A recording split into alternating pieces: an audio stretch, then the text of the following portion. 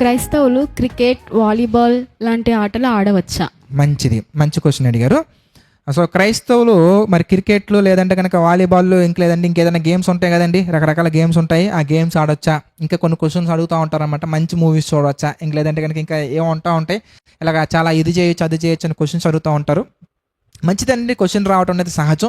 ఆ క్వశ్చన్ వచ్చినప్పుడు మనసులో ఉంచుకోవడం కంటే కూడా ఇలా అడగటం మంచిది, వెరీ గుడ్, మంచిది. సో వీటన్నిటి గురించి దేవుడు చెప్పినటువంటి ఒక చక్కటి సమాధానం ఏంటి ఇంతకనగానే, కొరింథీయులకు రాసిన మొదటి పత్రిక 10వ అధ్యాయం మనం చూస్తే 31వ వచనం మనం చూద్దాం. కొరింథీయులకు రాసిన మొదటి పత్రిక 10వ అధ్యాయం 31వ వచనం కనుక మనం చూస్తానండి.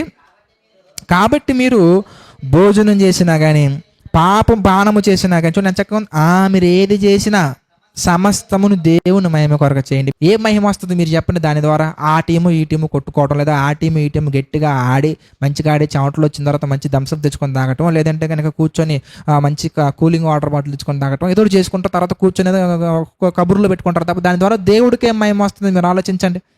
దాని ద్వారా దేవుడు ఏం మహిమపరచబడుతున్నారు మీరు ఒకసారి ఆలోచిస్తే మీకు జవాబు ఆటోమేటిక్ మీకు అర్థమవుతుంది. అందుకే దేవుడు చెప్తున్నటువంటి ఒక మంచి జవాబు ఏంటి ఎందుకనగానే, ఎఫెసీకి రాసినటువంటి పత్రిక మనం చూద్దాం. ఎఫెసీ పత్రిక మనం చూస్తానండి, 5వ అధ్యాయం మనం చూద్దాం. ఎఫెసీ పత్రిక 5వ అధ్యాయం మనం చూస్తానండి. ఎఫెసీ పత్రిక 5వ అధ్యాయము 15 నుంచి 17 వర్సెస్ మనం చూద్దాం. 15 నుంచి 17 వచ్చి, దినములు చెడ్డవి కనుక మీరు సమయమును పోనీయక, ఎంత చక్కగా చెప్తున్నారు చూసారా, సమయాన్ని పోనివ్వకుండా సద్వినియోగం చేసుకొనొచ్చు, అజ్ఞానుల వల్లే కాక జ్ఞానుల వల్ల నడుచుకున్నట్లు జాగ్రత్తగా చూసుకోండి.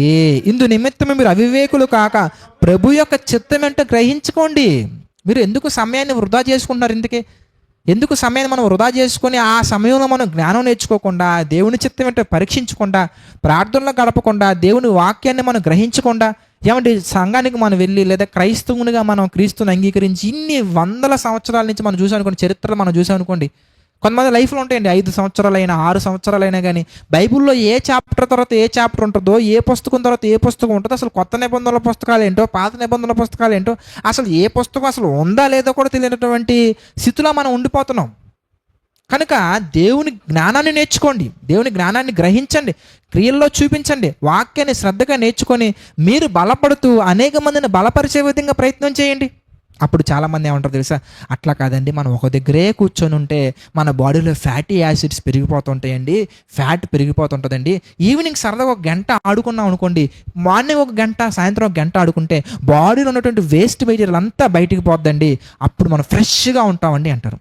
మంచిదేనండి, మీరు చెప్పినటువంటి సమాధానం మంచిదే. దానికి నేను ఇంకొక సొల్యూషన్ చెప్తా. అదేంటి ఎందుకంటే, మత్తయి సువార్త మనం చూద్దాం. మత్తయి సువార్త మనం చూస్తే 9వ అధ్యాయంలో 37వ వచనం మనం చూద్దాం. కోత విస్తారంగా ఉంది, పనివారు కొద్దిమందే ఉన్నారండి. దేవుని పని విస్తారంగా ఉందండి, కానీ పని చేసే వాళ్ళు కొద్దిమంది ఉన్నారండి. మీకు అంత చక్కగా మీ బాడీలో ఉన్నటువంటి వేస్ట్ మెటీరియల్ అంతా చెమట రూపంలోనో, లేదంటే కనుక ఫ్యాట్స్ కరిగించుకోవాలనో, లేదంటే కనుక ఎక్సర్సైజ్ చేయాలని ఉంటే కనుక సువార్త పని చేయండి బ్రదర్.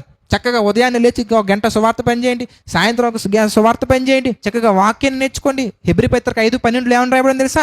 కాలాన్ని బట్టి చూస్తే ఎన్ని సంవత్సరాలు అవుతుంది వాక్యం చదువుకుని, వాక్యం బైబిల్ దగ్గరికి వచ్చి, క్రీస్తు దగ్గరికి వచ్చి ఇన్ని సంవత్సరాలు అవుతుంది. ఇన్ని సంవత్సరాలు అయినా కానీ సువార్త అంటే తెలియకుండా బ్రతుకుతున్నావంటే నీ ఆత్మ ఎంత డిస్టర్బ్ అయ్యిందో ఆలోచించు, ఆత్మలో ఎంత ఫ్యాట్ ఉందో ఆలోచించు.